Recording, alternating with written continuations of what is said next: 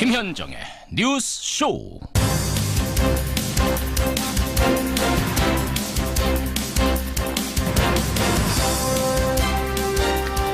서울을 비롯한 중부권의 기온이 영하 2, 3도를 가리키는 추운 월요일입니다. 애청자 여러분 안녕하십니까? 날이 추운 거야 옷 단단히 입고 견디면 된다지만 이 지진은 대체 언제 터질지 모르니 불안하고 답답한 노릇입니다. 오늘 새벽 6시 5분경에 규모 3.6, 어젯밤 11시 45분경에는 3.5의 여진이 또 발생했죠. 집으로 돌아가지 못하고 있는 900여 명의 이재민들은 체육관에서 학교로 아예 거처를 옮긴 채 장기전에 돌입을 했고요. 지진 후 땅이 물렁물렁해진다는 액상화 현상도 지금 나타나고 있습니다.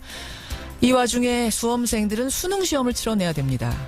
이대로라면 이번 목요일까지 여진이 완전히 멈추리라는 보장은 없습니다. 교육부는 고민 끝에 오늘 오전에 포항 수험생들을 위한 최종 대책을 내놓기로 했는데요.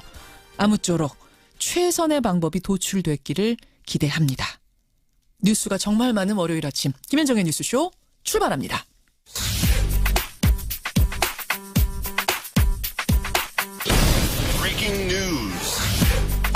김현정의 뉴스쇼가 주목한 오늘의 포인트, 김정훈 기자 나와 있습니다. 어서 오세요, 김 기자. 네네. 월요일 아침 첫 번째 포인트 뭐부터 볼까요? 네, 밤새 3.0 이상 여진 2번입니다. 여진을 예상은 했지만 강도가 높은 지진이 계속 이어지고 있어요. 그렇습니다. 오늘 오전 6시 5분에 또다시 지진이 일어났는데요. 예.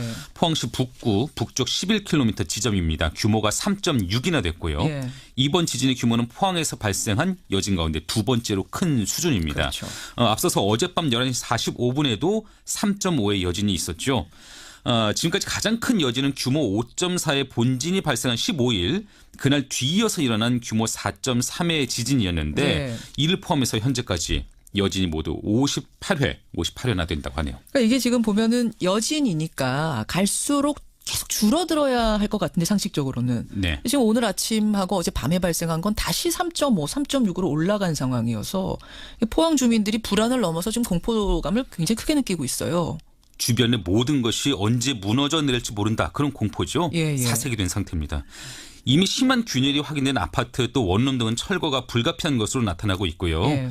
여기다가 땅이 물렁해지는 액상화, 그 액상화 현상까지 확인돼서 불안감이 커지고 있죠. 그러니까 지금 논바닥 같은 데서 흙탕물이 솟아오르는 거예요. 네. 이게 그 구역이 규모는 작다고 하는데 개수로는 지금 수백 개가 된다고 하니까 좀 걱정이죠. 건물의 붕괴가 우려되는 상황이죠. 예.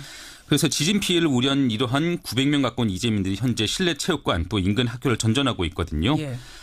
그리고 연기된 수능시험도 이제 사흘 앞으로 다가왔습니다. 정부는 오늘 포항 지역 고사장 변경 계획을 포함한 수능시험 후속 대책도 발표할 계획이라고 하네요. 그래요. 특히 이제 학생들 수능을 무리 없이 볼 수 있도록 오늘 최선의 대책이 나오길 바라면서 다음 포인트 갑니다. 네, 비상등이 켜진 곳이 또 있는데요. AI 방역 비상입니다. 결국은 고창군에서 발견된 AI 고병원성으로 판명이 됐다면서요.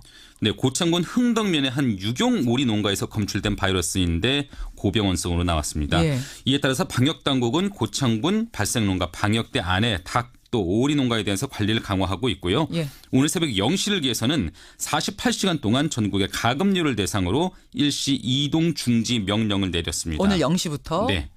앞서 바이러스가 검출된 농가에서 사육 중인 오리 12,000여 마리는 살처분을 완료를 했습니다. 정부는 오늘 오전 관계 부처 또 지방자치단체가 참여하는 긴급 AI 방역대책 회의를 개최할 예정이라고 하네요. 예. 마지막 포인트 하나 더 보죠. 네, 전병헌 전 정무수석의 검찰 행입니다. 전병헌 전 청와대 정무수석 오늘 피의자 신분으로 검찰에 소환이 됩니다. 네, 롯데 홈쇼핑으로부터 3억 원의 뇌물을 수수한 혐의를 받고 있죠. 예. 문재인 정부 들어서 여권 고위 인사가 부패 혐의로 검찰 포털라인에 서는 것은 이번이 처음입니다. 그렇죠. 전 전 수석은 2015년에 자신이 회장으로 있던 한국 e스포츠협회를 창구로 해서 3억 원의 후원금을 롯데 홈쇼핑에게 내도록 한 혐의를 받고 있는데요. 예. 당시 업체는 방송 재승인 허가식에 놓여 있었거든요. 하지만 여전히 전 전 수석은 비서들의 일탈 행위였을 뿐 자신은 무관하다 이렇게 말하고 있습니다. 근데 이게 참고인 신분이 아니라 오늘 피의자 신분이에요, 바로? 네, 피의자 신분입니다. 조사 결과 지켜보죠. 여기까지 보겠습니다. 고맙습니다. 네. 국민의당의 내일 의원총회는 갈등이 충돌하는 자리가 될 수밖에 없습니다. 양당 구도로 회귀하려고 하는 정치 구도 재편이 필요하다는 말씀입니다. 안철수 대표가 국민의당을 소멸의 길로 끌고 가려 하고 그런 빅텐트가 있나요? 예, 주말에 제가 뉴스 많았다고 말씀드렸죠. 정치권도 여러 가지 뉴스가 많았습니다. 그중에서 가장 뜨거운 곳 국민의당입니다.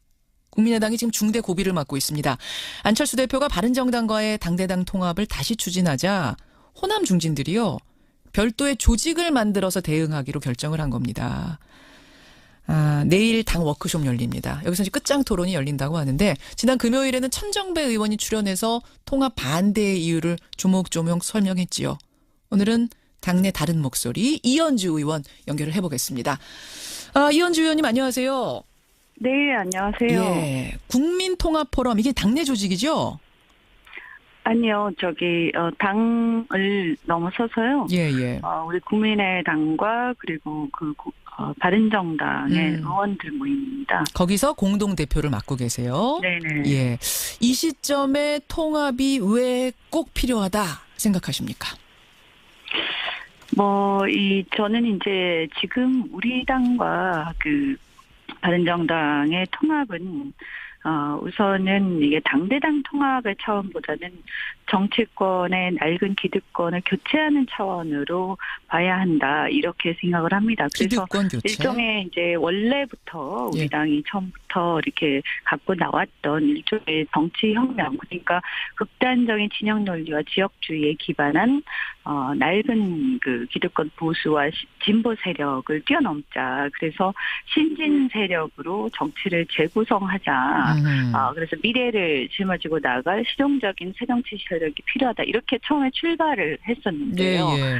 근데 사실은 이제 다들 많이 아시겠지만 국민의당 창당을 하면서 네. 그 창당 정신에만 충실하게 구성이 된 것은 아니고, 당시 민주당 내 공천 상황이라든가 여러 가지 호남의 반문 정서 이런 것과 얽히면서 네. 조금 다른 경로로 해서 또 참여하신 분들이 계십니다. 예. 그런데 지금은 이제는 사실 반문 정서라는 것도 있을 수가 없는 것이고요.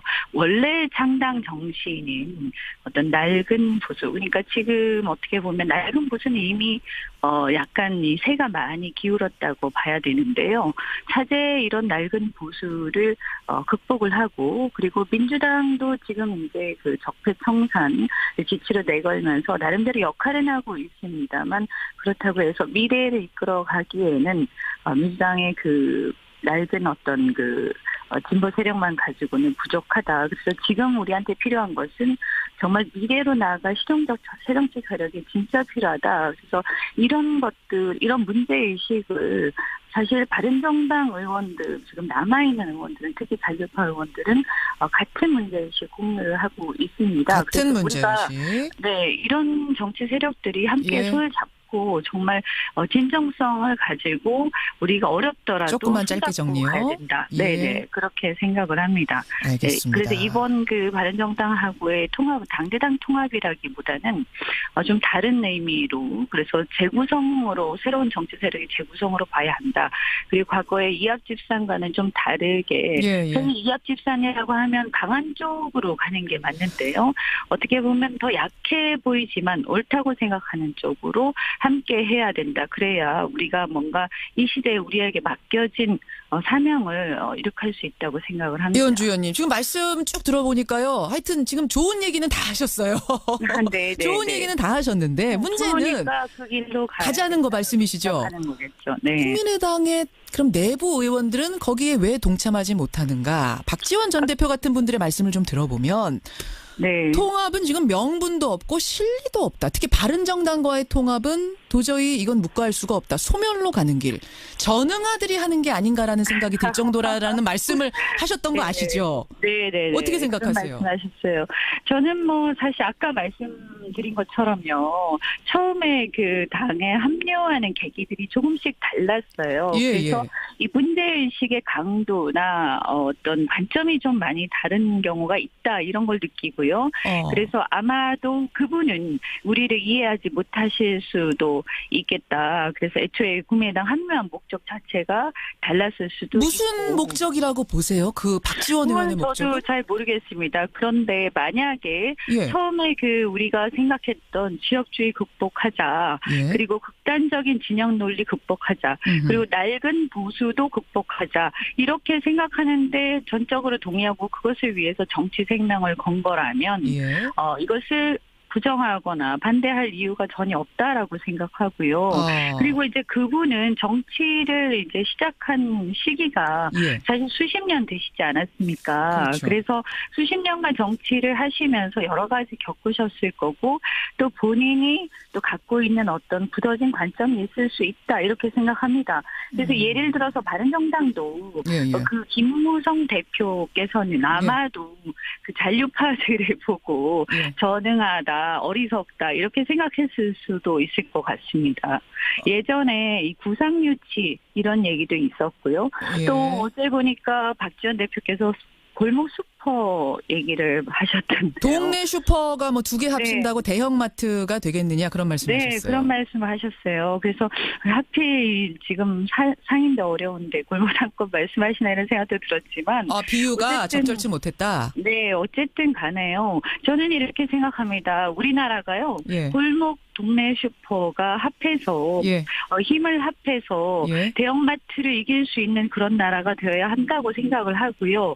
정치권도 마찬가지로 예. 젊은 사람들 그리고 새로운 정치를 해보겠다는 사람들이 정말 우리끼리도 힘을 모아서 이 기존의 큰 어떤 세력들 물론 이제 보수 쪽의 낡은 보수는 많이 무너져가고는 있지만 그래도 여전히 다시 살아나고 있거든요. 알겠습니다. 근데요, 이런 이현주 것들을 의원님. 우리가 한번 극복하고 새로 해볼 수 있어야 예, 되지 예. 않는가라고 생각합니다. 근데 이제 동네 슈퍼가 합병을 하더라도 그 주인의 철학, 추구하는 가치관, 뭐 팔고 있는 물건 이게 맞아야 되는 건데 네, 바른정당과 국민이 추구하는 노선에 차이가 있지 않느냐. 특히 천정배 의원은 뭐라고 하셨냐면 바른정당은 네. 새누리당의 뿌리를 두고 있는 말하자면 우리가 국민의당이 청산해야 된다고 했던 그 적폐의 대상이다. 이런 말씀하시더라고. 어떻게 합쳐서 시너지가 나겠는가?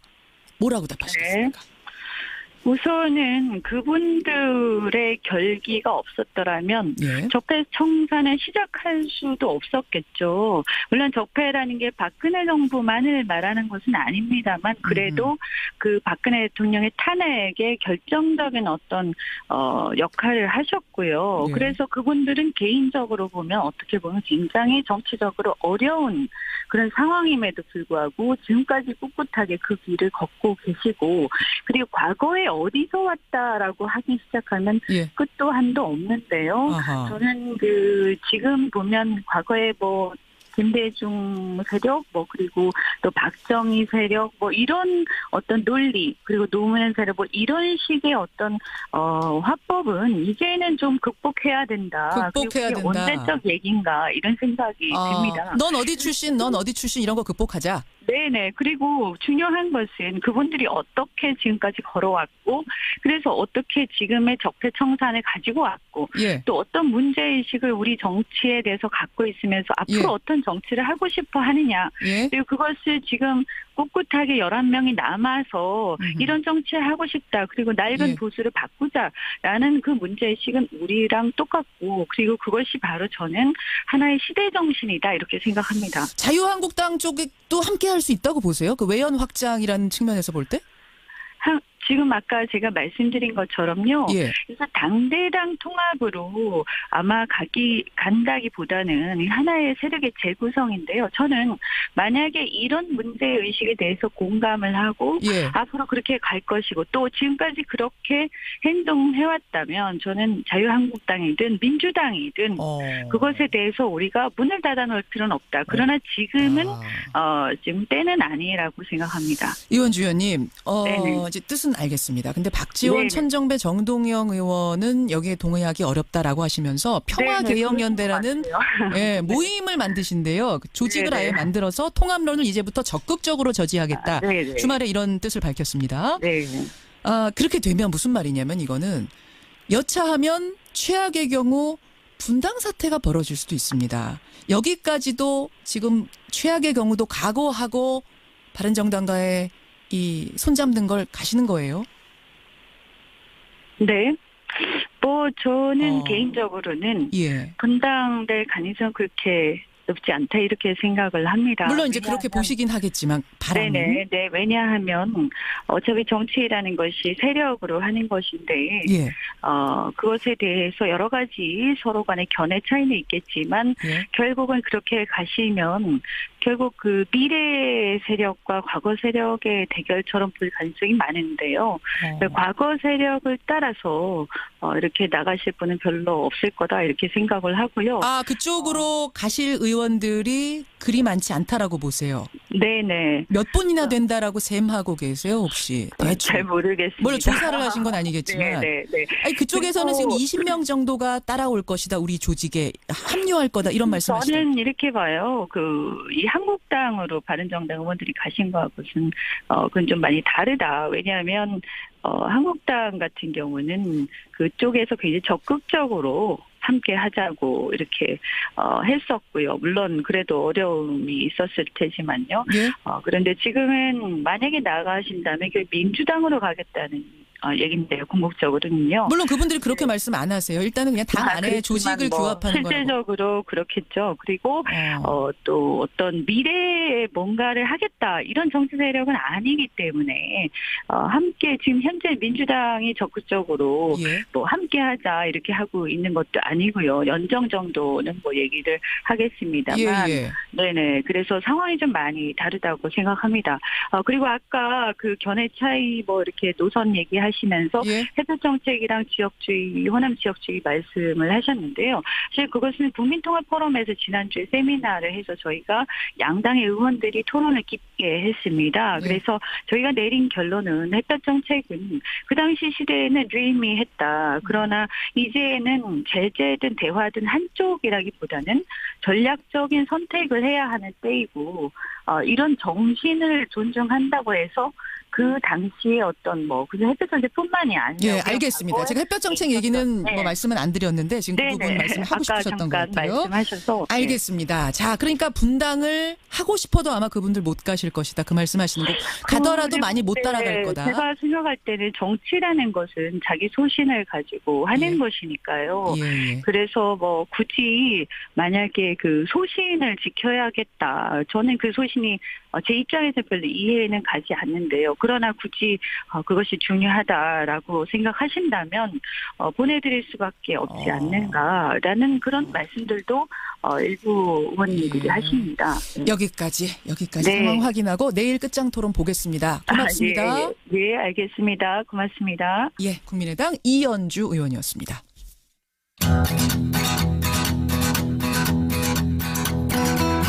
김현정의 뉴스쇼는 청취자 여러분의 참여로 이루어집니다. 트위터, 페이스북, 레인보우 게시판, 그리고 단문 50원, 장문 100원의 유료 문자 샵 1212, 우물정 1212 통해 참여하실 수 있습니다. 김현정의 뉴스쇼, 여러분과 함께 만듭니다. 김성환의 행간 시사평론가 김성환 씨 나오셨습니다. 어서 오십시오. 네, 안녕하세요. 목도리를 두르고 오셨어요. 오늘 드디어 이번 겨울 들어서 처음으로 좀 푸세요, 좀 목도리. 추운 아침이에요. 오늘보다 저는 금요일날 저녁이 정말 좋았어요. 머리가 막 이렇게 깨질 듯이 아픈 느낌을 처음 받았던 것 같아요. 추운 아침. 예. 정말 겨울이 바싹 다가온 아침. 행간은 뭐 가지고 오셨어요? 지금 추위 얘기도 하셨지만 예. 국민들도 춥지만 정치권이 훨씬 요즘에 더 추위를 타는 것 같습니다.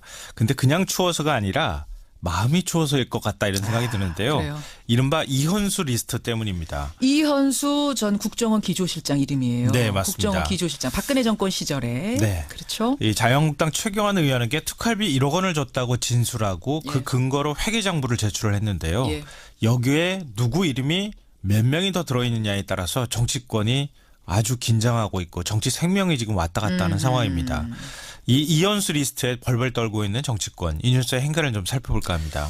제2의 안종범 수첩이다. 이런 말까지 나오더라고요. 예, 맞아요. 그러니까 안종범 전 정책조정수석이 박근혜 전 대통령의 깨알 지시를 기록한 업무 수첩. 예. 결국 탄핵 사태의 결정적인 증거가 되지 않았습니까? 그렇죠. 근데 국정원 특수활동비 사태의 스모킹 건은 이현수 전 기조실장입니다. 이 검은 007 가방에 5만 원권을 넣어서 띠지를 뗀 다음에 청와대 골목길, 인근의 골목길에서 문고리 3인방에 전달했다. 그렇죠. 이 얘기가 나온 그 직후부터 이 사태가 터지기 시작한 거거든요. 예. 그다음부터 박근혜 전 대통령, 문고리 3인방, 조윤선, 현규환 전 정무수석, 그리고 결국은 친박 실세 최경환 의원 이름까지 등장을 했습니다. 그렇죠. 더구나 지금까지 국정원 특활비 규모가 나온 게 한 70억 정도가 되는데요. 박 전 대통령이 사적으로 사용했다고 하는 돈이 40억 원. 예. 나머지가 이제 30억 원이 있는데 이 30억 원의 돈의 행방이 묘연한 상황입니다. 그러니까 이 전 실장이 이 30억 원을 최경환 말고 누구한테 줬습니다라고 입을 여는 순간부터 정치권의 파장이 엄청나게 커질 수밖에 없는 거죠. 근데 지금 이현수 전 실장이 막 얘기를 하고 있잖아요. 예, 이제 막 떼고 있는 풀기 상황인데요. 시작하고 있잖아요. 예. 그러니까 정치권이 오들오들할 수밖에 없단 말씀. 네, 맞습니다. 자, 정치권이 떨고 있습니다. 이 뉴스의 행간 이면 들어가 보죠. 첫 번째인가는 이현수 진술보다 소문이 훨씬 더 빠르다입니다. 그래요? 네.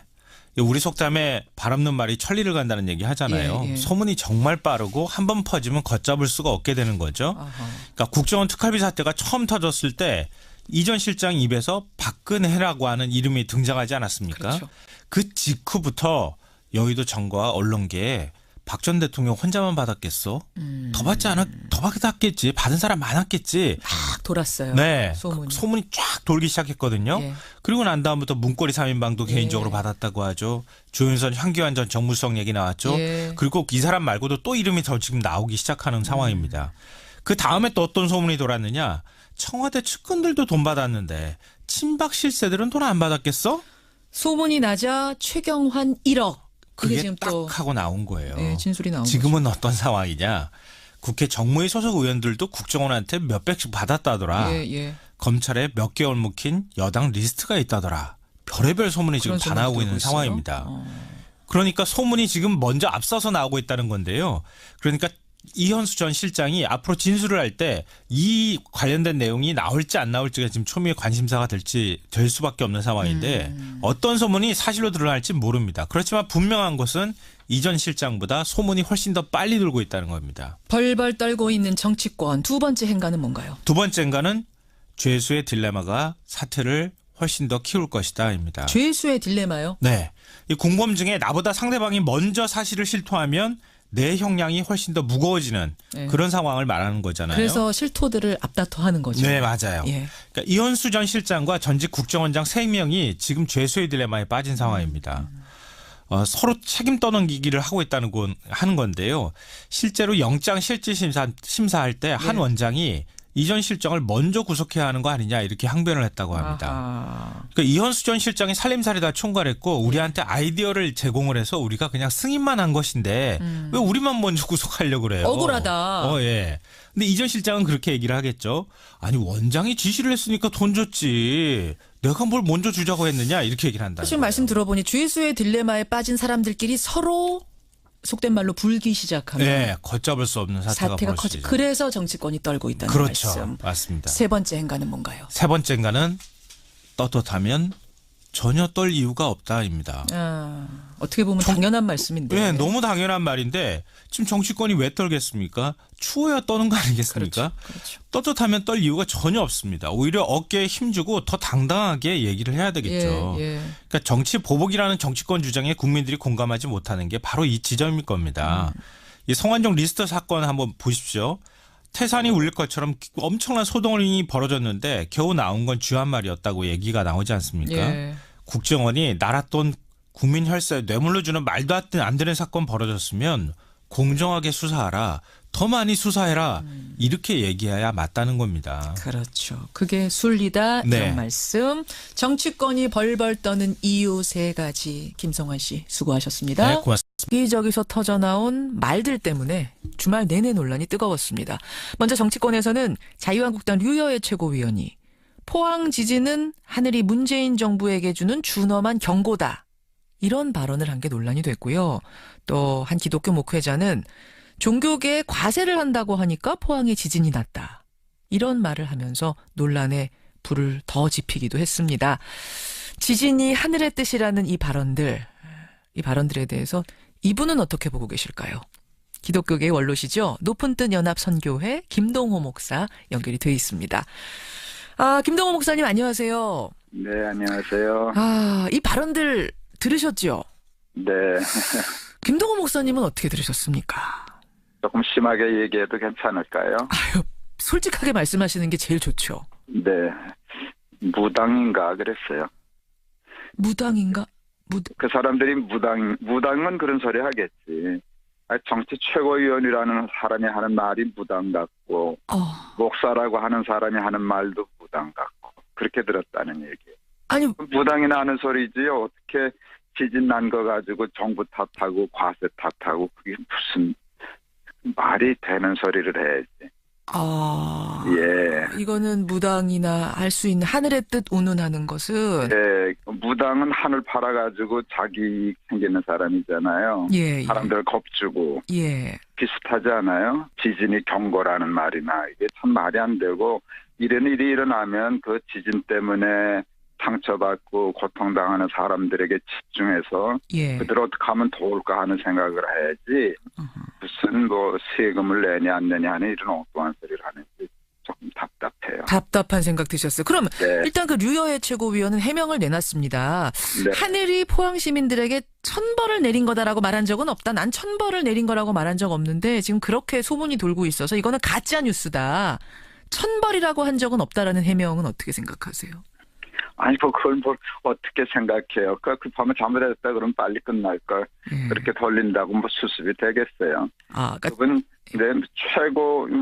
최고위원이라는 말을 썼는데 웃기긴 하지만, 그냥 최저의원이라 그러면 좀. 그렇게까지 들으셨어요? 잘못할 수도 있지. 실수해서 말을 그렇게 하면, 실수했습니다. 잘못했습니다. 빨리 수습을 해야지. 준엄한 경고인데 지진이 났는데 그건 천벌은 아니다. 이게 말이 잘 안 되잖아요. 알겠습니다.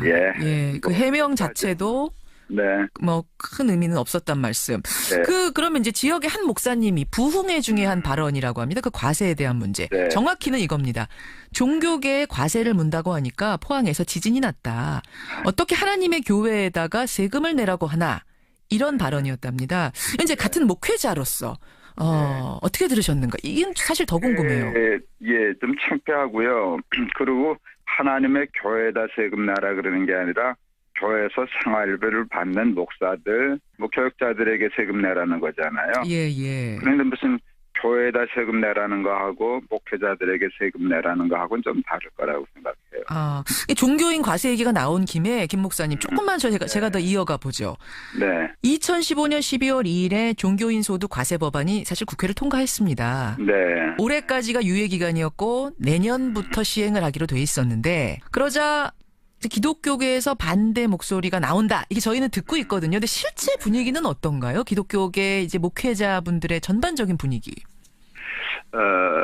그건 양쪽 얘기가 다 있는 것 같아요. 오래됐어요. 이 종교인 과세에 대한 논란은 꽤 오래됐어요. 그렇죠.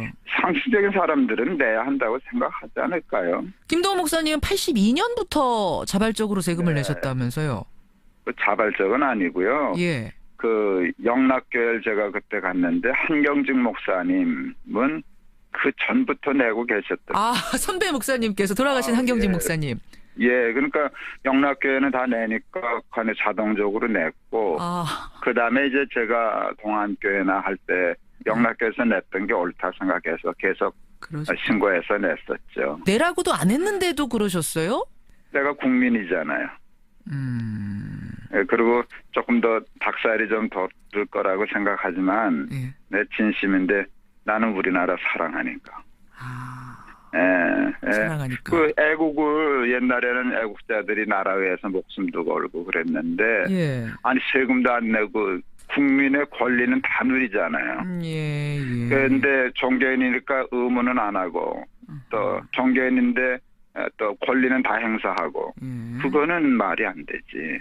그러면 그 의무를 안 하려면 예. 권리 주장도 하지 말고 투표도 하지 말고 뭐도 하지 말고 뭐다 그러든지 잣대가 이중적이에요. 잣대가 이중. 근데 이제 과세를 반대하는 분들의 얘기를 들어보니까 이중 과세 얘기를 하시더라고요. 네. 교회의 돈은 교인들로부터 나온 건데 네. 이미 그 교인들이 자기 수입에 대해서 세금을 다 내지 않았는가.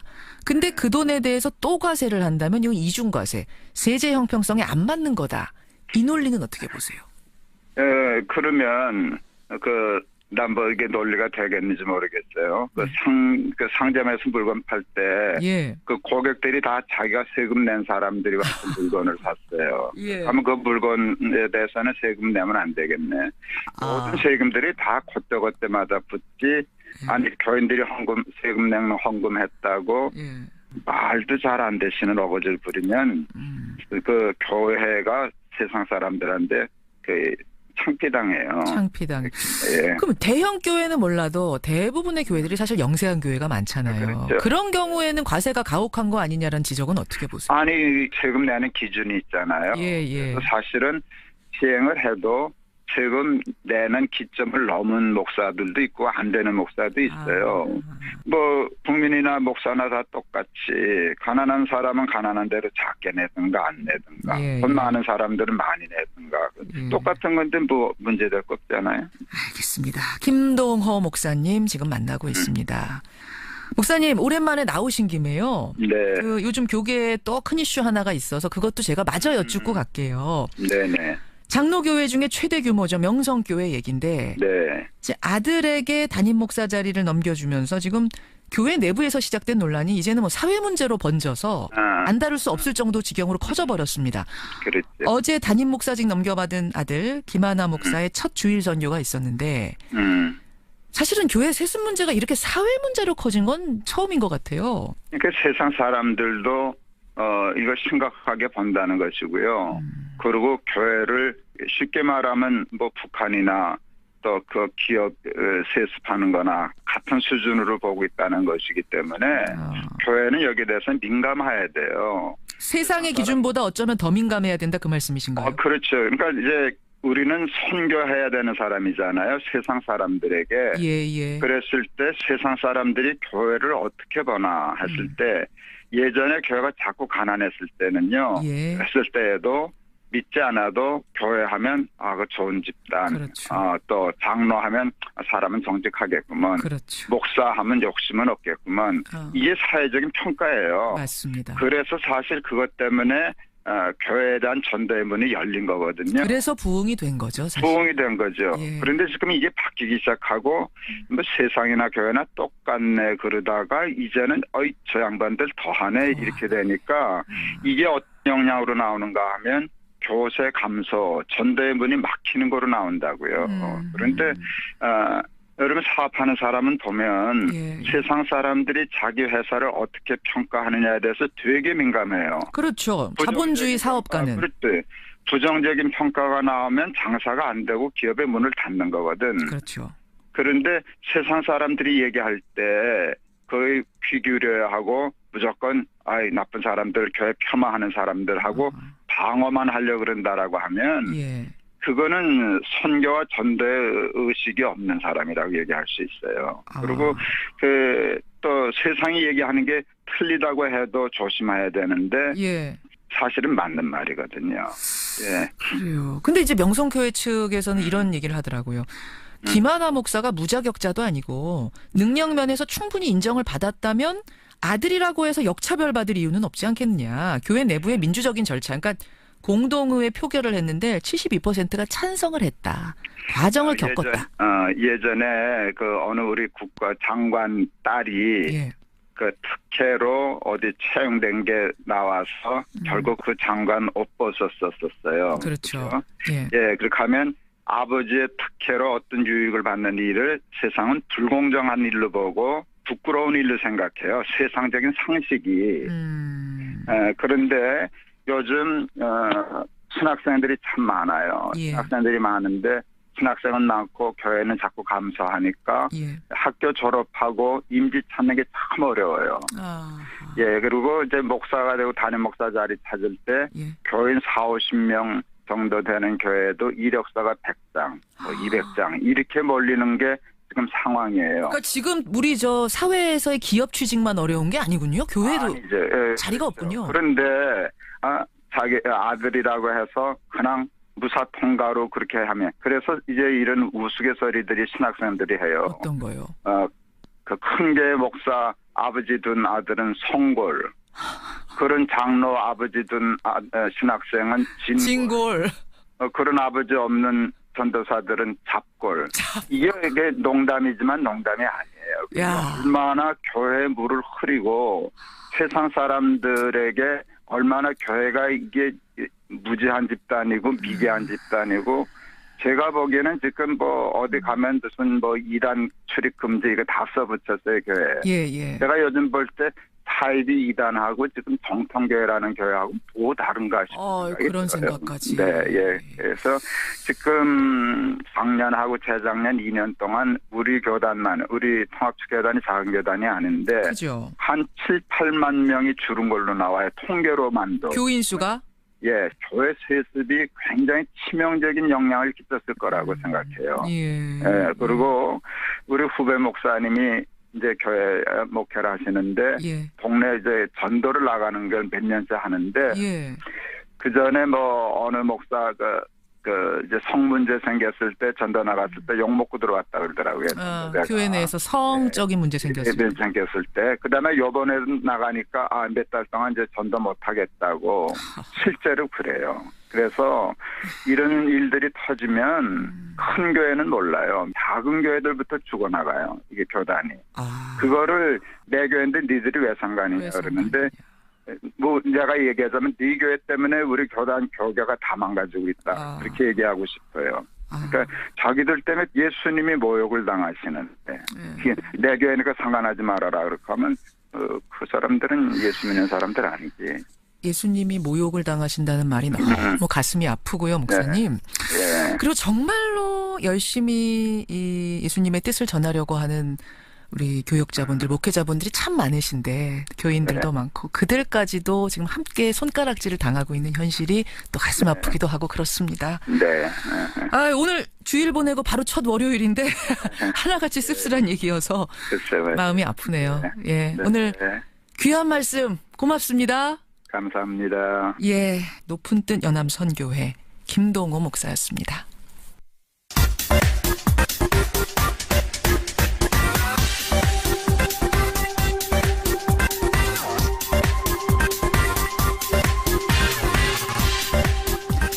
한 주간의 최신 여론조사 결과를 알아보는 시간 이택수의 여론. 오늘도 리얼미터 이택수 대표 나오셨습니다. 어서 오십시오, 이 대표님. 네, 안녕하세요. 앞에서 한국교회 얘기 한참 했거든요. 들으셨죠? 네. 저는 물론이고 여러분 사실 이택수 대표님도 교회에 다니는 교인이세요. 네. 어제 잘 다녀오셨습니까, 교회는? 네, 물론입니다. 드럼 잘 치고 오셨습니까? 네, 오후 예배 때 드럼을 치고 여러분 이거 말씀드려도 괜찮아요? 네. 이택수 대표님이 그러니까 영화배우 조진웅하고 외모만 닮은 게 아니라 이분이 끼도 넘치는 분입니다. 그래서 교회에서 매주 드럼 치는 봉사활동을 하고 계세요. 얼마나 되셨어요? 30년 다 돼요. 제일 자신 있는 곡은? 그냥 가스펠 곡이면 30년 가까이. 이야, 드럼 인생 30년. 저희 만약 그 공개 방송 일정이 혹시라도 잡히면 그때 드럼 연주 한번 보여주세요. 네, 맡기만 주신다면. 이야. 빨리 잡아야겠네, 이거 공개 방송. 고맙습니다. 여러분의 의견 너무 많이 들어오고 있습니다. 김동호 목사님 말씀에 대해서 많은 교인분들 문자도 들어오고 또 아닌 분들 문자도 들어오고 잠시 후에 소개하죠. 이택수의 여론 이번 주 스페셜 조사부터 가겠습니다. 뭐 가지고 오셨어요? 네, 지난 10일 서울경찰청 광수대는 서혜순 씨에 대해서 무혐의로 결론을 내렸죠. 이우서 씨는 지난 14일 이상호 기자와 김광석 씨의 친형 김광복 씨를 무고 및 명예훼손 혐의로 고소했는데요. 고소를 했습니다. 서혜순 씨가. 네. 그래서 김현정의 뉴스쇼 의뢰로 지난 17일 금요일에 명예훼손 여부에 대한 여론조사를 실시해봤습니다. 조사 규모는 전국 19세 이상 성인 9,881명에게 접촉을 해서 최종 501명이 응답을 완료했습니다. 5.1% 응답률, 무선 전화 면접 및 유무선 자동응답 혼용 방식이었고요. 표본 오차는 95% 신뢰 순에서 플러스 마이너스 4.4%포인트였는데요. 다음과 같이 질문했습니다. 최근 경찰이 가수 고 김광석 씨의 딸 사망 사건 관련해서 고소된 김광석 씨 아내를 무혐의 처분한 가운데 김광석 씨 아내는 의혹을 제기한 기자를 명예훼손 등의 이유로 고소했습니다. 예. 선생님께서는 이번 의혹 제기에 대해서 어떻게 생각하십니까? 이번 서해순 씨의 고소와 또 이상호 기자의 의혹 제기에 대해 여러분은 어떤 생각이십니까? 네. 1번. 기자로서 제기할 수 있는 의혹이므로 명예훼손으로 봐서는 안 된다. 기자로서 제기할 수 있는 의혹이었기 때문에 이거는 명예훼손으로 봐서는 안 된다. 2번. 사실에 근거하지 않은 의혹 제기이므로 명예훼손으로 봐야 한다. 사실에 근거하지 않았기 때문에 이건 명예훼손으로 봐야 한다. 2번. 3번은 이제 잘 모르겠다. 이거였던 네. 거죠. 자, 1번 주장은 이게 이제 이상호 기자의 주장인 거고 네. 2번 주장은 서해순 씨의 주장인 거고 그렇습니다. 어떻게 나왔습니까, 결과가? 명예훼손이 아니다라는 의견이 59.1%, 명예훼손이다라는 의견이 18.9%로 대략 3배가량 명예훼손이 아니다라는 의견이 높게 나타났습니다. 명예훼손 아니다 59.1, 명예훼손 네. 맞다 18.9%. 네. 그래요. 사실 이제 서희순 씨가 그동안 여자라는 이유로 나는 마녀사냥 당하고 있다라는 주장을 많이 펼쳐왔거든요. 남성과 여성 응답차의 어떤 비율을 좀 살펴볼까요? 네, 서혜순 씨는 말씀하신 대로 여성 차별, 여성 폄하 뭐 이런 표현을 가면서 인터뷰를 했는데요. 예. 조사 결과는 반대로 나타났습니다. 여성이 남성보다 명예훼손이 아니다라는 의견이 8%포인트 높았는데요. 63.1%가 명예훼손이 아니다라고 여성이 응답을 했고요. 남성은 55.1%가 명예훼손이 아니다라고 응답을 했습니다. 반면에 남성은 23.4%가 예. 명예훼손이다. 여성은 14.5%가 명예훼손이다라고 응답을 해서 한 9%포인트가량 남성이 명예훼손 의견이 높게 나타났습니다. 예, 워낙 사회적으로 뜨거웠던 이슈, 관심 있던 이슈이기 때문에 네. 또 국면이 전환되는 지점에서 저희가 한번 여론조사 돌려봤고요. 네. 정리조사로 가보겠습니다. 문재인 대통령의 국정 운영에 대한 평가 어떻게 나왔나요? 네, 문재인 대통령의 국정 수행 지지도가 1.5%포인트 오른 71.6%로 나타났고요. 71.6%. 지난주가 몇 3주 연속 퍼센트였죠? 70%대를 기록했는데 지난주가 70.1%였습니다. 1.5% 올랐군요. 네. 예. 추이를 좀 보자면요, 여러분 한 4주 정도 보겠습니다. 67.2, 70.3, 70.1 그리고 71.6.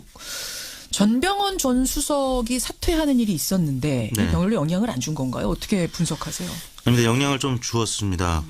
월요일부터 수요일까지 조사 조중 집계는 72.3%로 예.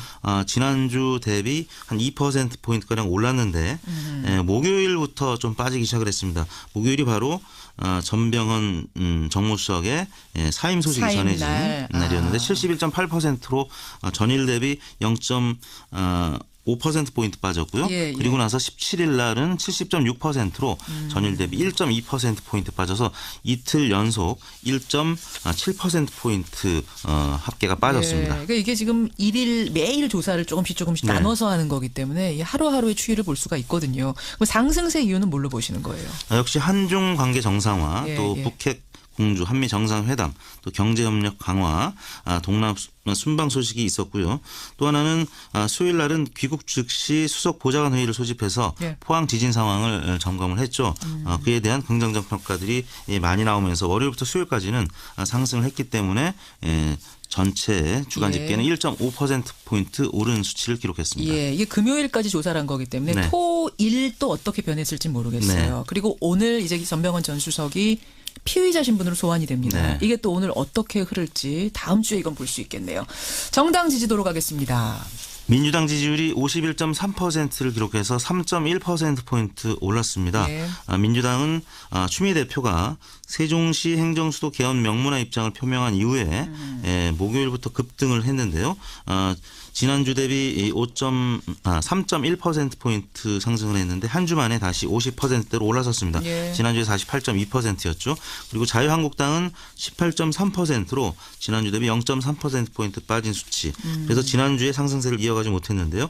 역시 국정원 특활비 청와대 국회의원 상납 의혹 검찰 수사가 확대되면서 상승세를 이어가지 못했습니다.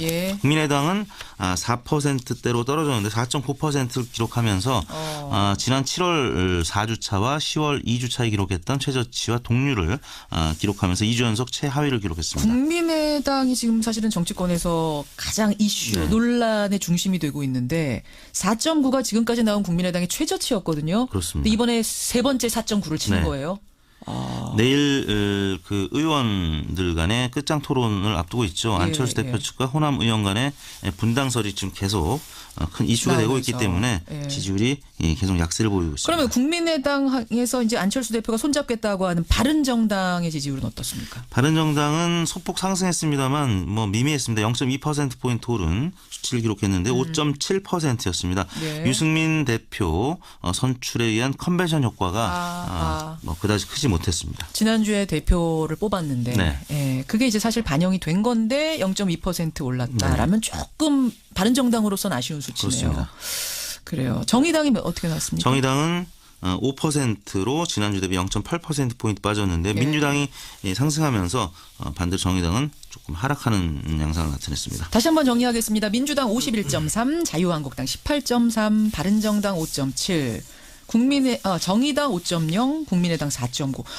지금 국민의당보다 정의당이 뭐 거의 비슷하지만 조금 더 높게 나왔잖아요. 네. 이게 지금 국회의원 수가 상당히 차이가 나는데 국민의당으로서는 이 부분이 상당히 뼈아플 수밖에 없는 이런 수치 같습니다. 그래요. 이번 조사는 지난 13일부터 17일 월요일부터 금요일까지 닷새 동안 전국 19세 이상 유권자 42,330명에게 통화를 시도해서 최종 2,514명이 응답을 완료했습니다. 5.9% 응답률, 조사 방법은 같았고요. 표본 오차는 95% 신뢰 기준에서 플러스 마이너스 2.0%포인트였습니다. 예. 지금 명예훼손이냐 아니냐. 네. 서해순 지금 이상호 기자 또 김광석 씨의 형인 김광복 씨 사이에 벌어지고 있는 논란에 대해서는 국민 여론조사와는 상관없이 청취자들이 또 다양한 문자를 보내주고 계세요. 제가 두 개만 소개하겠습니다. 0819님은 기자라면 당연히 팩트에 기준해서 의혹을 제기했어야 되죠. 명예훼손이 맞다. 반면에 윤정훈님. 법적으로는 아닐지 모르겠지만 딸의 죽음을 세상에 알리지 않았다는 점에서 의구심을 품을 수밖에 없는 상황 아니었냐. 따라서 명예훼손은 아니다. 이런 입장 조금 더 받아보죠. 이택수 대표님 고생하셨고요. 네. 드럼 연습은 열심히. 네. 아니 가요도 가능하세요? 뭐 저는 발라드를 좋아합니다. 그럼 발라드로 드럼 연습 부탁드리겠습니다. 네, 감사합니다. 고맙습니다. 네. 이택수의 여론이었습니다.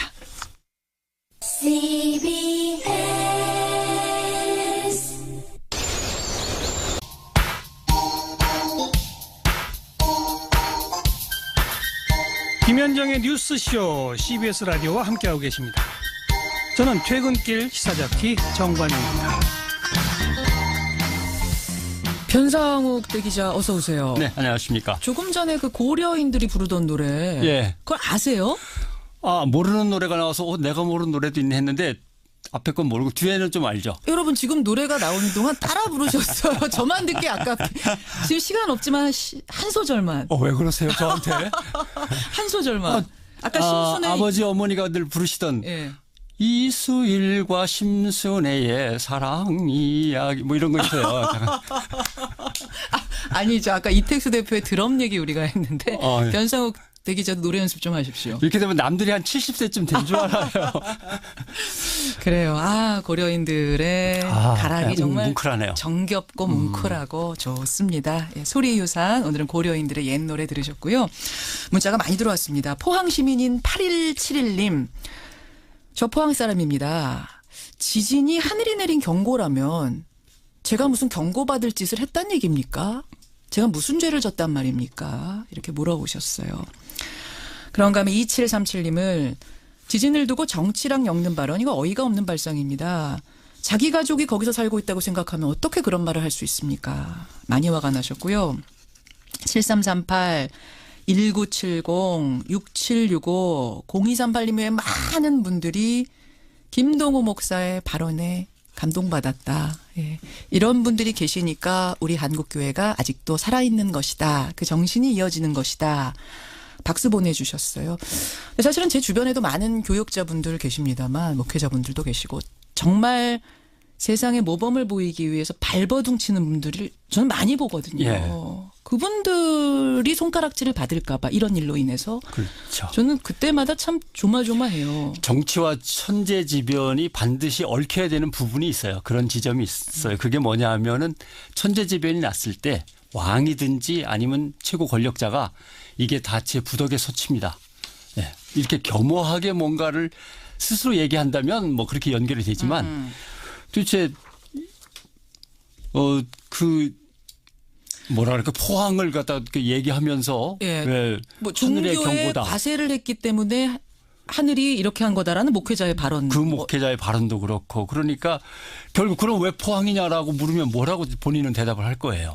이건 관계가 없는 거고요. 그렇게 세상과 세계관을 갖고 있다는 것 자체가 남에게 정치 지도자로 불릴 자격이 없고 목사의 자격이 없다. 뭐 이렇게 볼 수밖에 없는 거죠. 네, 하여튼 많은 분들이 김동호 목사의 발언에 많은 분들이 지지하고 또 한국교회 바로 서는 것 응원하겠다 이런 문자들 보내주십니다. 고맙습니다.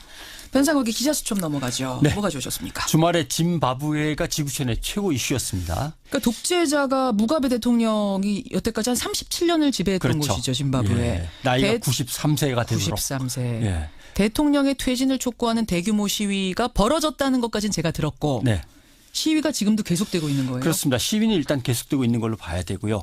남아프리카 공화국 바로 위에 있죠. 예. 그리고 옛날에는 로디지아라는 이름으로 불린 적이 있는데 그 빅토리아 호수가 있는 그곳이라고 생각하시면 되는데 일단 집권 여당은 무가베 대통령에게 나가라고 이제 선언을 했고요. 그렇죠. 예. 그다음에 군부도 쿠데타를 벌여서 일단 수도를 장악하고 대통령 부부를 가택에 연금해 놓고 있는 상황이고. 가택 연금 상태. 예. 말씀하신 대로 시민들은 계속 대통령은 하야하라고 지금 주장하고 있고 21세기 지구촌 트렌드인가 봐요. 대통령 하야, 측근 비리, 실세 척결, 적폐청산 이런 건데 그렇죠. 밤사이에 사임을 발표할 거라고 생각을 했는데 오늘 새벽에 사임을 거부하는 대국민연설을 하는 바람에 여당이 지금 막 논평이 나왔습니다. 우리는 무지 너그럽게 참았다. 그러나 이제는 끌어내리는 수밖에 없다. 그는 미쳤다.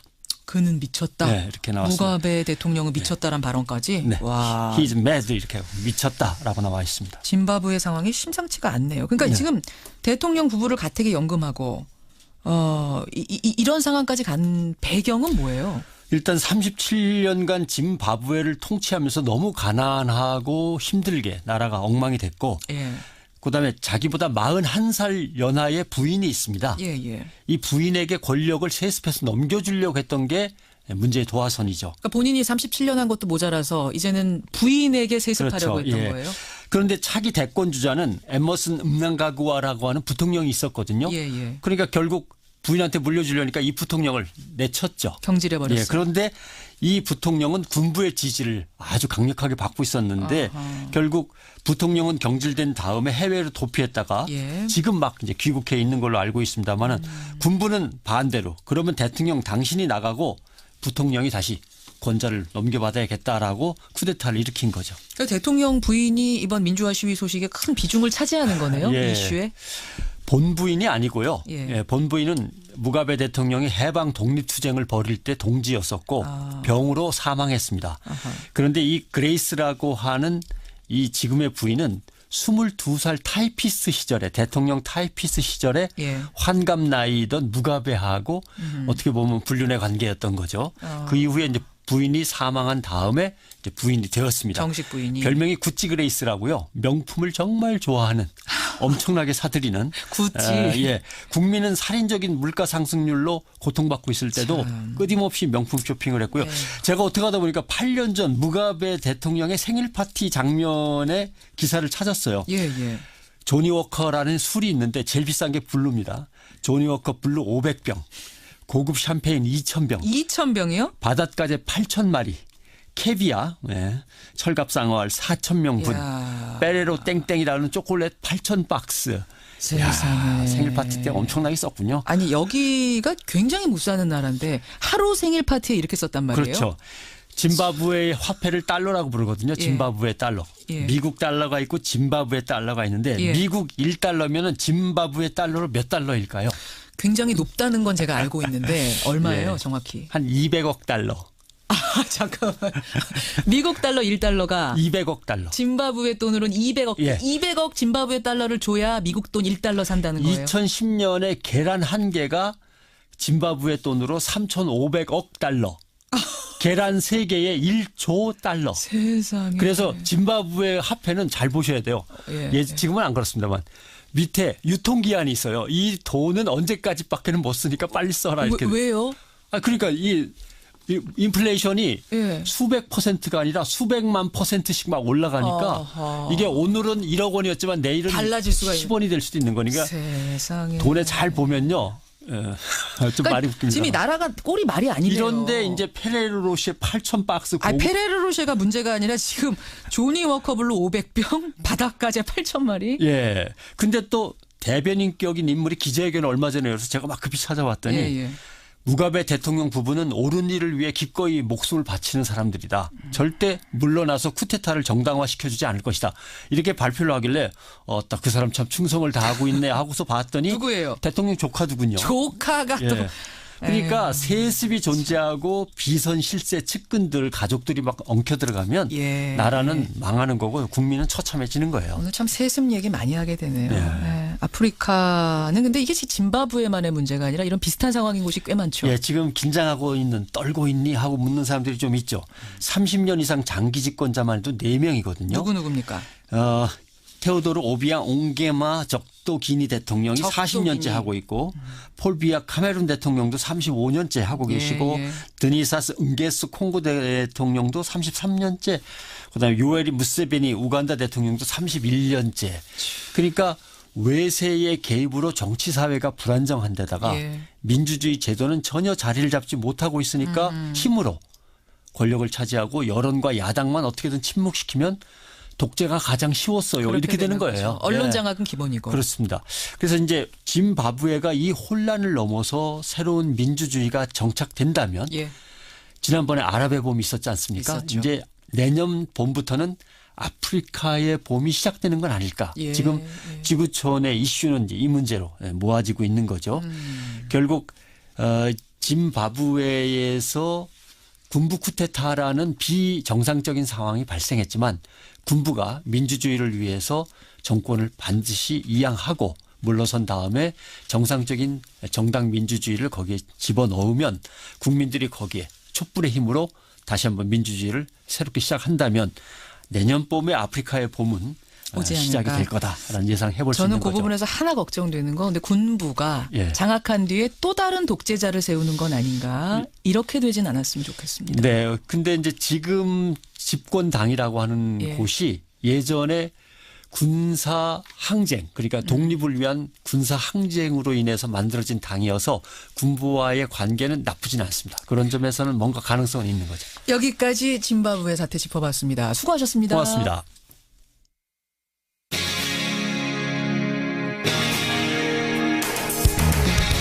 여러분께서는 지금 CBS 라디오 김현정의 뉴스쇼를 함께하고 계십니다. 지난 10월 초 황금 연휴의 첫날이었습니다. 4살 하준이네 가족은 모처럼 맞은 연휴를 즐기기 위해서 놀이공원을 찾았습니다. 그런데 하준이는 그 놀이공원의 주차장에서 갑자기 굴러온 차에 치여서 목숨을 잃고 맙니다. 알고 보니 운전자도 없이 변속기의 기어를 드라이브로 한 채 세워놓은 차가 하준이를 덮친 겁니다. 이 아이의 부모님들이 지금 청와대 청원운동에 나섰답니다. 어떤 청원운동에 나서게 된 건지 직접 만나보죠. 하준이 엄마 고유미 씨 연결이 돼 있습니다. 고유미 씨 어머님 나와 계세요. 네, 안녕하세요. 예, 이제 한 달 조금 지났네요. 네. 제가 알기로는 그 사고 당시 어머님도 다치셨다고 들었는데 지금은 괜찮으세요? 일주일 정도는 누워만 있었고 임산부라서 치료는 전혀 못 받고 있어요. 그러니까 온 가족이 놀이공원을 찾으셨는데 10월 1일에 놀이공원 들어가기도 전에 주차장에서 벌어진 사고라고요? 저희는 이번 추석이 시아버지 환갑이라서 특별하게 보내려고 창원에서 친정에 먼저 왔었습니다. 그 나이는 조심성이 많아서 제 손을 꼭 잡고 있었고 남편이 트렁크에서 아이들 찍어줄 카메라를 꺼내고 있었는데 갑자기 강한 충격에 뒤에서 덮쳤어요. 그러니까 주차장에 경사가 좀 있었던 거예요. 거기다가 세워놓은 SUV 커다란 차량이 네. 덮친 거예요. 뒤에서 굴러와서. 소리를 질렀는데 예. 차에는 아무도 없었고 범퍼가 저는 골반 높이였고 아이는 딱 머리 높이였어요. 아이는 그 길로 쓰러졌을 거고 뭐 어머님도 쓰러지셨을 거고.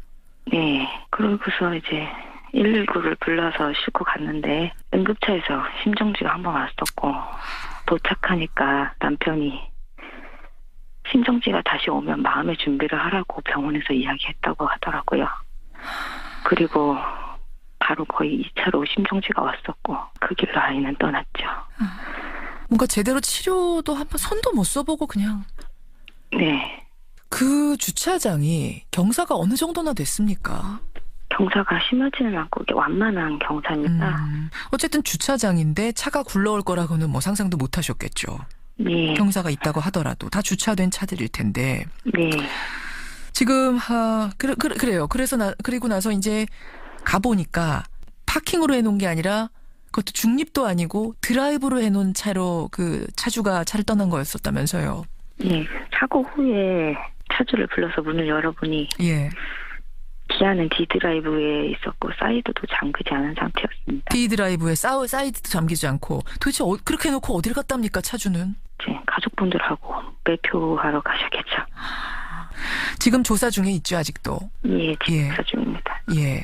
유사한 경우들이 과거에도 있었는데 그 경우에 의외로 솜방망이 처벌이 내려졌었다면서요? 예, 그 하준이가 있는 납골당에 또 우연히 작년에 비슷한 사고인 용인 어린이집 사건의 피해자인 혜인이가 있다는 것을 알게 됐어요. 혜인이도 제동장치가 풀려서 미끄러진 SUV에 치여서 숨졌었죠. 예, 일차적인 부분이 그런 부분이 아주 컸었고요. 예. 혜인이 부모님을 만나보니까 대부분 과실치사로 집행유예 판결이 난다고 하고 혜인이 그 가해자분들 집행유예 판결이 났다고 그러더라고요.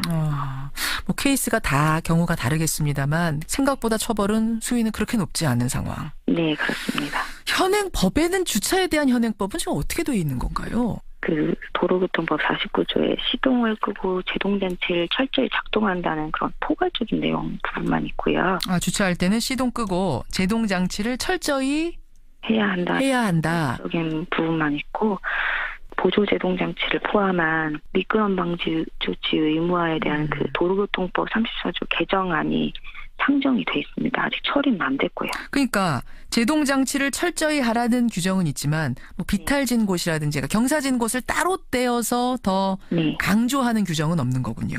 예, 그렇습니다. 예. 그러니까 이 포괄적인 걸로 다 뭐 해석이 된다라고 볼 수도 있겠습니다만 이렇게 경사진 곳에서 사고를 당한 사람 입장에서는 이걸로는 부족하지 않느냐 생각이 드신 거예요.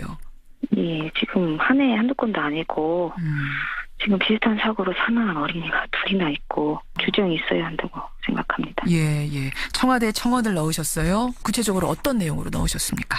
사실적으로 이제 사이드 브레이크를 강제 의무화할 수는 없어서. 왜냐하면 이중 주차 같은 게 우리나라는 워낙 많으니까. 네, 그렇습니다. 그리고 또 그래서 경사진 주차장만이라도 경고문을 눈에 띄게 의무 설치해서 또 보조 제동장치에 대한 이 도로교통법 개정안에 조속히 처리되길 바란다는 내용으로 청와대 청원에 올렸습니다. 예, 일단 여기는 비탈진 곳이다. 주차 사이드 브레이크 올리십시오라는 경고문을 좀 확실하게 보이는 곳에다가 놔달라.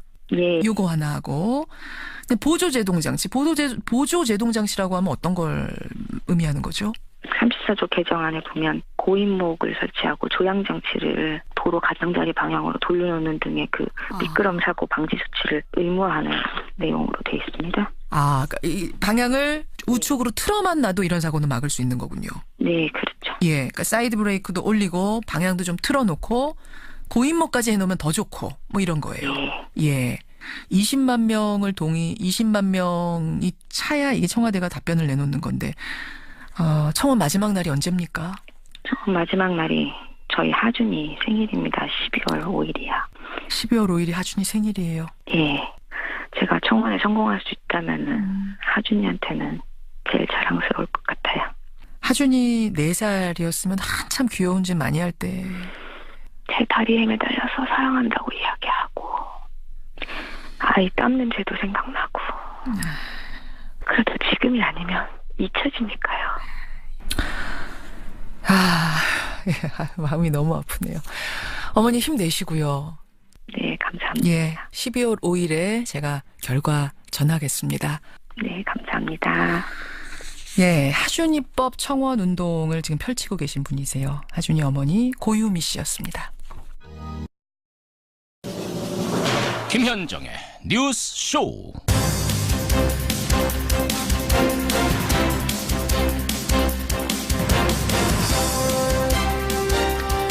서울을 비롯한 중부권의 기온이 영하 2, 3도를 가리키는 추운 월요일입니다. 애청자 여러분 안녕하십니까? 날이 추운 거야 옷 단단히 입고 견디면 된다지만 이 지진은 대체 언제 터질지 모르니 불안하고 답답한 노릇입니다. 오늘 새벽 6시 5분경에 규모 3.6, 어젯밤 11시 45분경에는 3.5의 여진이 또 발생했죠. 집으로 돌아가지 못하고 있는 900여 명의 이재민들은 체육관에서 학교로 아예 거처를 옮긴 채 장기전에 돌입을 했고요. 지진 후 땅이 물렁물렁해진다는 액상화 현상도 지금 나타나고 있습니다. 이 와중에 수험생들은 수능 시험을 치러내야 됩니다. 이대로라면 이번 목요일까지 여진이 완전히 멈추리라는 보장은 없습니다. 교육부는 고민 끝에 오늘 오전에 포항 수험생들을 위한 최종 대책을 내놓기로 했는데요. 아무쪼록 최선의 방법이 도출됐기를 기대합니다. 뉴스가 정말 많은 월요일 아침 김현정의 뉴스쇼 출발합니다.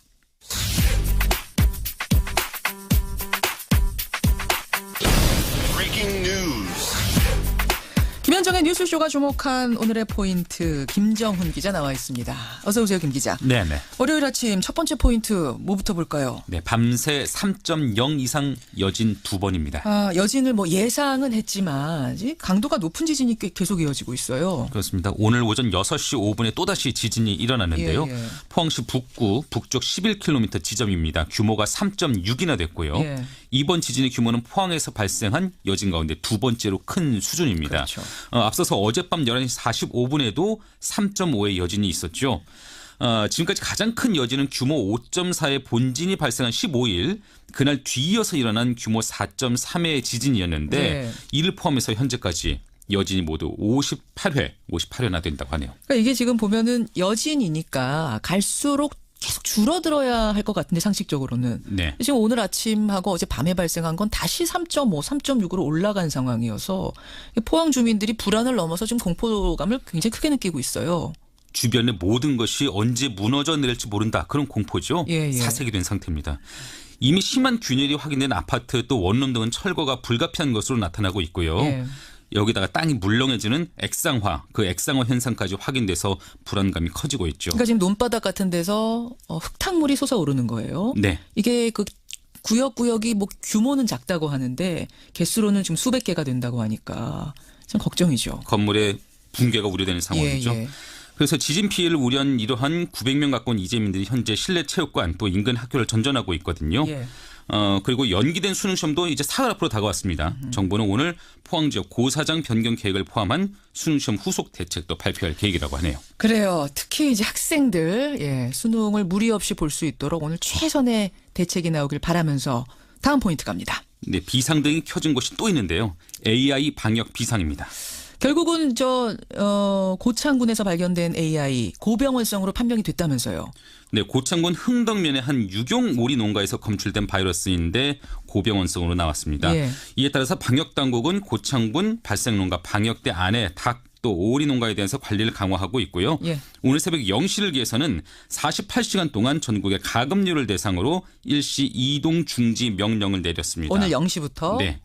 앞서 바이러스가 검출된 농가에서 사육 중인 오리 12,000여 마리는 살처분을 완료를 했습니다. 정부는 오늘 오전 관계 부처 또 지방자치단체가 참여하는 긴급 AI 방역대책 회의를 개최할 예정이라고 하네요. 예. 마지막 포인트 하나 더 보죠. 네, 전병헌 전 정무수석의 검찰 행입니다. 전병헌 전 청와대 정무수석 오늘 피의자 신분으로 검찰에 소환이 됩니다. 네, 롯데 홈쇼핑으로부터 3억 원의 뇌물을 수수한 혐의를 받고 있죠. 예. 문재인 정부 들어서 여권 고위 인사가 부패 혐의로 검찰 포털라인에 서는 것은 이번이 처음입니다. 그렇죠. 전 전 수석은 2015년에 자신이 회장으로 있던 한국 e스포츠협회를 창구로 해서 3억 원의 후원금을 롯데홈쇼핑에게 내도록 한 혐의를 받고 있는데요. 당시 업체는 방송 재승인 허가 시기에 놓여 있었거든요. 하지만 여전히 전 전 수석은 비서들의 일탈 행위였을 뿐 자신은 무관하다 이렇게 말하고 있습니다. 근데 이게 참고인 신분이 아니라 오늘 피의자 신분이에요, 바로? 네, 피의자 신분입니다. 조사 결과 지켜보죠. 여기까지 보겠습니다. 고맙습니다. 네. 국민의당의 내일 의원총회는 갈등이 충돌하는 자리가 될 수밖에 없습니다. 양당 구도로 회귀하려고 하는 정치 구도 재편이 필요하다는 말씀입니다. 안철수 대표가 국민의당을 과거 세력을 따라서 이렇게 나가실 분은 별로 없을 거다 이렇게 생각을 하고요. 그쪽으로 가실 의원들이 그리 많지 않다라고 보세요. 네네. 몇 분이나 된다라고 셈하고 계세요, 혹시? 대충. 잘 모르겠습니다. 물론 조사를 하신 건 아니겠지만. 네. 아니, 그쪽에서는 지금 20명 정도가 따라올 것이다, 우리 조직에 합류할 거다 이런 말씀하시죠. 저는 이렇게 봐요. 이 한국당으로 바른정당 의원들이 가신 거하고는 그건 좀 많이 다르다. 왜냐하면 한국당 같은 경우는 그쪽에서 굉장히 적극적으로 함께 하자고 이렇게 했었고요. 물론 그래도 어려움이 있었을 테지만요. 그런데 지금은 만약에 나가신다면 민주당으로 가겠다는 얘긴데요. 궁극적으로는요. 물론 그분들이 그렇게 말씀 안 하세요. 일단은 그냥 당 안에 조직을 규합하는 거예요. 실질적으로 그렇겠죠. 그리고 또 어떤 미래에 뭔가를 하겠다 이런 정치 세력은 아니기 때문에 함께 지금 현재 민주당이 적극적으로 뭐 함께하자 이렇게 하고 있는 것도 아니고요. 연정 정도는 뭐 얘기를 하겠습니다만, 네네. 그래서 상황이 좀 많이 다르다고 생각합니다. 그리고 아까 그 견해 차이 뭐 이렇게 노선 얘기하시면서 햇볕 정책이랑 지역주의, 호남 지역주의 말씀을 하셨는데요. 사실 그것은 국민통합 포럼에서 지난주에 세미나를 해서 저희가 양당의 의원들이 토론을 깊게 했습니다. 그래서 저희가 내린 결론은 햇볕 정책은 그 당시 시대에는 유의미했다. 그러나 이제는 제재든 대화든 한쪽이라기보다는 전략적인 선택을 해야 하는 때이고 이런 정신을 존중한다고 해서 그 당시에 어떤 그냥 햇볕 정책뿐만이 아니라 알겠습니다. 제가 햇볕 정책 얘기는 말씀은 안 드렸는데 지금 그 부분 말씀하고 싶으셨던 것 같아요. 말씀하셔서 알겠습니다. 자, 그러니까 분당을 하고 싶어도 아마 그분들 못 가실 것이다. 그 말씀하시는 거 가더라도 많이 못 따라갈 거다. 제가 생각할 때는 정치라는 것은 자기 소신을 가지고 하는 것이니까요. 그래서 굳이 만약에 그 소신을 지켜야겠다. 저는 그 소신이 제 입장에서 별로 이해는 가지 않는데요. 그러나 굳이 그것이 중요하다라고 생각하신다면 보내드릴 수밖에 없지 않는가라는 그런 말씀들도 일부 의원님들이 하십니다. 여기까지 상황 확인하고 내일 끝장 토론 보겠습니다. 고맙습니다. 예, 알겠습니다. 고맙습니다. 국민의당 이현주 의원이었습니다.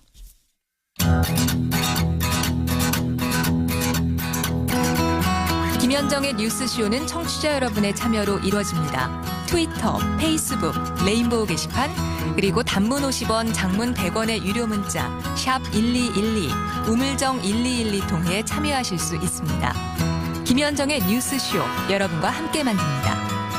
김성환의 행간 시사평론가 김성환 씨 나오셨습니다. 어서 오십시오. 네, 안녕하세요. 목도리를 두르고 오셨어요. 오늘 드디어 이번 겨울 들어서 처음으로 좀 푸세요, 좀 목도리.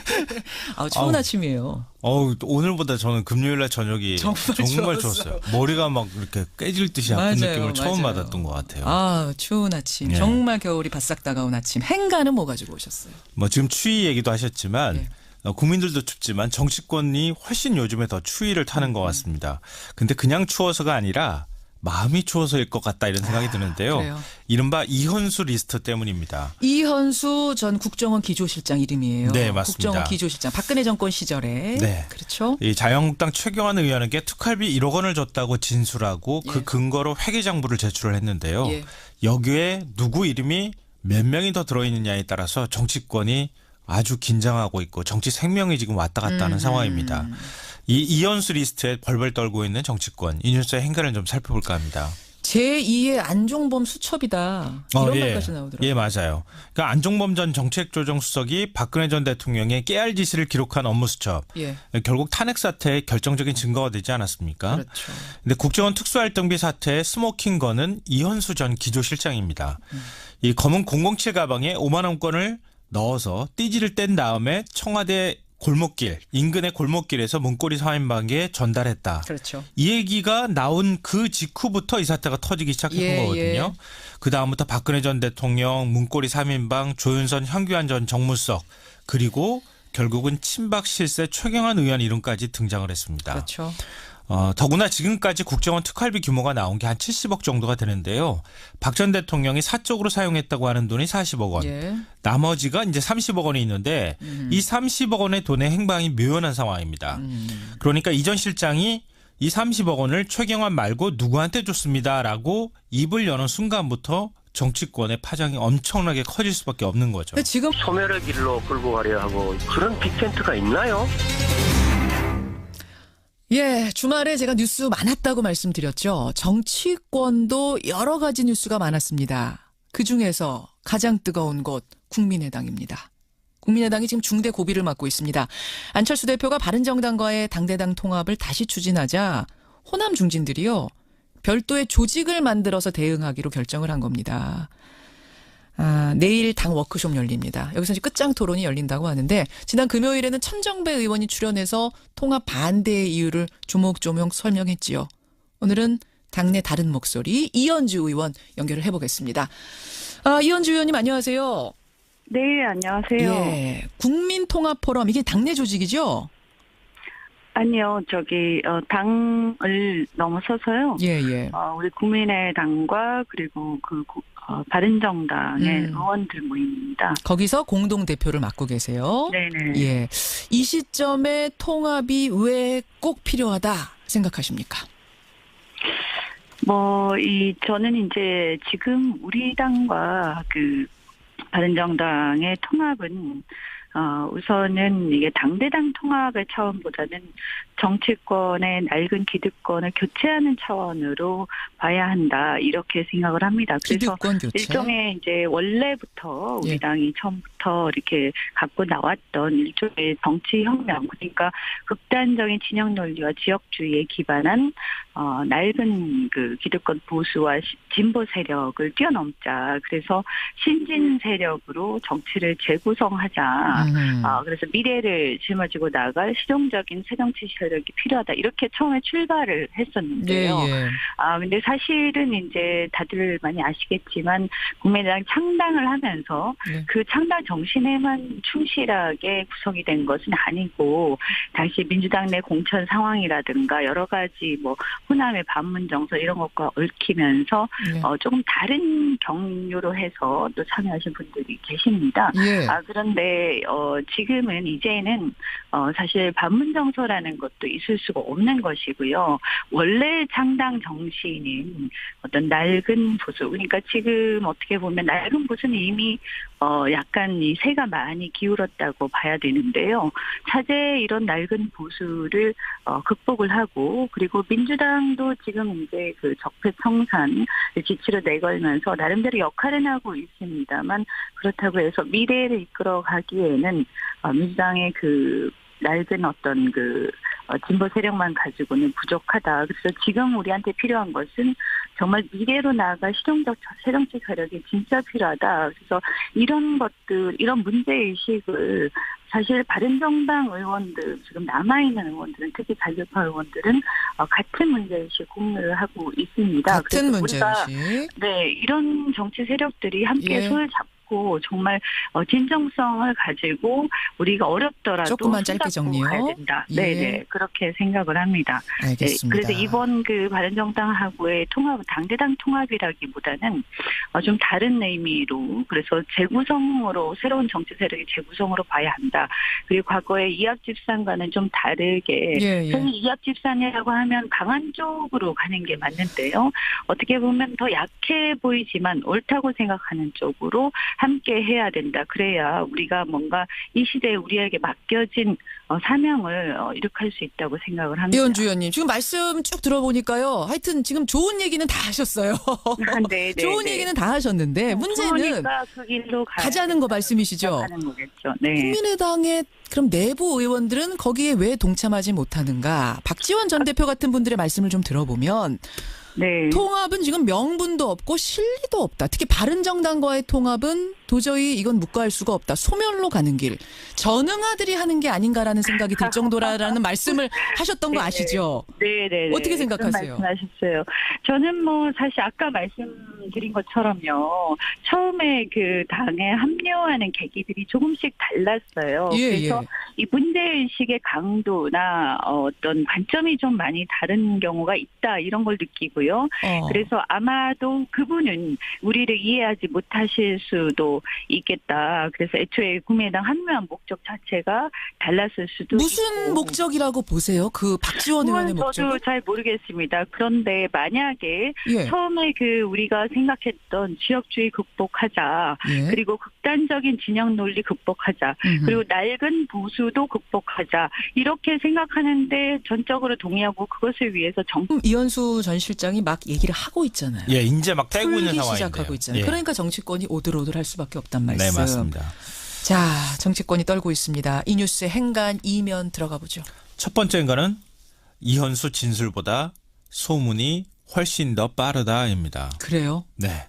우리 속담에 발 없는 말이 천리를 간다는 얘기 하잖아요. 소문이 정말 빠르고 한 번 퍼지면 걷잡을 수가 없게 되는 거죠. 그러니까 국정원 특활비 사태가 처음 터졌을 때 이 전 실장 입에서 박근혜라고 하는 이름이 등장하지 않았습니까? 그렇죠. 그 직후부터 여의도 정거와 언론계에 박 전 대통령 혼자만 받았겠어? 더 받았겠지. 받은 사람 많았겠지. 막 돌았어요. 네. 소문이 쫙 돌기 시작했거든요. 그리고 난 다음부터 문고리 3인방도 개인적으로 받았다고 하죠. 조윤선, 황교안 전 정무수석 얘기 나왔죠. 그리고 이 사람 말고도 또 이름이 더 지금 나오기 시작하는 상황입니다. 그 다음에 또 어떤 소문이 돌았느냐. 청와대 측근들도 돈 받았는데 친박 실세들은 돈 안 받았겠어? 소문이 나자 최경환 1억. 그게 지금 딱 또 하고 나온 거예요. 진술이 나온 지금은 거죠. 어떤 상황이냐. 국회 정무위 소속 의원들도 국정원한테 몇백씩 받았다더라. 검찰에 몇 개월 묵힌 여당 리스트가 있다더라. 별의별 소문이 지금 다 나오고 있는 상황입니다. 그러니까 소문이 지금 먼저 앞서서 나오고 있다는 건데요. 그러니까 이현수 전 실장이 앞으로 진술을 할 때 이 관련된 내용이 나올지 안 나올지가 지금 초미의 관심사가 될 수밖에 없는 상황인데 어떤 소문이 사실로 드러날지 모릅니다. 그렇지만 분명한 것은 이 전 실장보다 소문이 훨씬 더 빨리 돌고 있다는 겁니다. 벌벌 떨고 있는 정치권 두 번째 행간은 뭔가요? 두 번째 행간은 죄수의 딜레마가 사태를 훨씬 더 키울 것이다입니다. 죄수의 딜레마요? 네. 이 공범 중에 나보다 상대방이 먼저 사실을 실토하면 내 형량이 훨씬 더 무거워지는 그런 상황을 말하는 거잖아요. 그래서 실토들을 앞다퉈하는 거죠. 네, 맞아요. 그러니까 이현수 전 실장과 전직 국정원장 3명이 지금 죄수의 딜레마에 빠진 상황입니다. 서로 책임 떠넘기기를 하고 하는 건데요. 실제로 영장 실질심사할 때 한 원장이 이 전 실장을 먼저 구속해야 하는 거 아니냐 이렇게 항변을 했다고 합니다. 그러니까 이현수 전 실장이 살림살이다 총괄했고 우리한테 아이디어를 제공을 해서 우리가 그냥 승인만 한 것인데 왜 우리만 먼저 구속하려고 그래요? 억울하다. 근데 이 전 실장은 그렇게 얘기를 하겠죠. 아니 원장이 지시를 했으니까 돈 줬지. 내가 뭘 먼저 주자고 했느냐 이렇게 얘기를 한다. 지금 말씀 들어보니 죄수의 딜레마에 빠진 사람들끼리 서로 속된 말로 불기 시작하면 네, 걷잡을 수 없는 사태가 벌어지죠. 그래서 정치권이 떨고 있다는 그렇죠. 말씀. 맞습니다. 세 번째 행간은 뭔가요? 세 번째 행간은 떳떳하면 전혀 떨 이유가 없다입니다. 어떻게 보면 당연한 말씀인데. 네, 너무 당연한 말인데 지금 정치권이 왜 떨겠습니까? 추워야 떠는 거 아니겠습니까? 그렇죠. 떳떳하면 떨 이유가 전혀 없습니다. 오히려 어깨에 힘주고 더 당당하게 얘기를 해야 되겠죠. 그러니까 정치 보복이라는 정치권 주장에 국민들이 공감하지 못하는 게 바로 이 지점일 겁니다. 이 성완종 리스트 사건 한번 보십시오. 태산이 울릴 것처럼 엄청난 소동이 벌어졌는데 겨우 나온 건 쥐 한 마리였다고 얘기가 나오지 않습니까? 국정원이 나라 돈 국민 혈세 뇌물로 주는 말도 안 되는 사건 벌어졌으면 공정하게 수사하라. 더 많이 수사해라. 이렇게 얘기해야 맞다는 겁니다. 그렇죠. 그게 순리다. 이런 말씀. 정치권이 벌벌 떠는 이유 3가지. 김성환 씨 수고하셨습니다. 네, 고맙습니다. 여기저기서 터져나온 말들 때문에 주말 내내 논란이 뜨거웠습니다. 먼저 정치권에서는 자유한국당 류여애 최고위원이 포항 지진은 하늘이 문재인 정부에게 주는 준엄한 경고다. 이런 발언을 한 게 논란이 됐고요. 또 한 기독교 목회자는 종교계에 과세를 한다고 하니까 포항에 지진이 났다. 이런 말을 하면서 논란에 불을 더 지피기도 했습니다. 지진이 하늘의 뜻이라는 이 발언들에 대해서 이분은 어떻게 보고 계실까요? 기독교계의 원로시죠. 높은 뜻 연합 선교회 김동호 목사 연결이 돼 있습니다. 김동호 목사님 안녕하세요. 네, 안녕하세요. 이 발언들 들으셨죠? 네. 김동호 목사님은 어떻게 들으셨습니까? 조금 심하게 얘기해도 괜찮을까요? 솔직하게 말씀하시는 게 제일 좋죠. 네. 무당인가 그랬어요. 무당인가? 그 사람들이 무당은 그런 소리 하겠지. 정치 최고위원이라는 사람이 하는 말이 무당 같고 목사라고 하는 사람이 하는 말도 무당 같고 그렇게 들었다는 얘기예요. 아니 무당이나 하는 소리지요. 어떻게 지진 난 거 가지고 정부 탓하고 과세 탓하고 그게 무슨 말이 되는 소리를 해야지. 예. 이거는 무당이나 할 수 있는 하늘의 뜻 운운하는 것은 예, 무당은 하늘 팔아가지고 자기 생기는 사람이잖아요. 예. 사람들 겁주. 지 생명을 건 거라면 이것을 부정하거나 반대할 이유가 전혀 없다라고 생각하고요. 그리고 이제 그분은 정치를 이제 시작한 시기가 사실 수십 년 되시지 않았습니까? 그렇죠. 그래서 수십 년간 정치를 하시면서 여러 가지 겪으셨을 거고 또 본인이 또 갖고 있는 어떤 굳어진 관점이 있을 수 있다 이렇게 생각합니다. 그래서 예를 들어서 바른정당도 그 김무성 대표께서는 아마도 그 잔류파들을 보고 전능하다. 어리석다 이렇게 생각했을 수도 있을 것 같습니다. 예전에 이 구상유치 이런 얘기도 있었고요.